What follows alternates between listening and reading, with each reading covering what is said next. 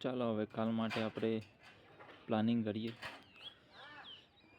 FIDI ડેટાની વાત કરીએ તો બહુ મસ્ત એવો નેગેટિવ છે, બરાબર.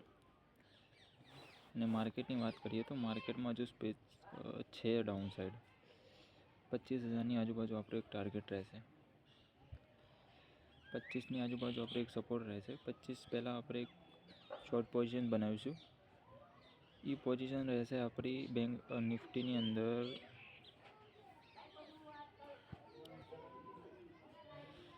25,150ની પુટમાં. ઓલરેડી એ અમારી જોડે 109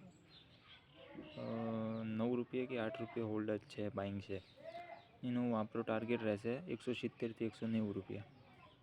એ કાલ માટે બહુ બેસ્ટ ટ્રેડ રહેશે આની અંદર. બાકી જોઈએ કાલે ઓપનિંગ કેવું થાય છે. આ BTSTમાં ટ્રેડ હોલ્ડ જ છે અમારો. બાકી નિફ્ટી હવે બેરિશ છે થોડુંક 25,000 સુધી. 25,000 આપણે બાઇંગનો વિચાર કરીશું.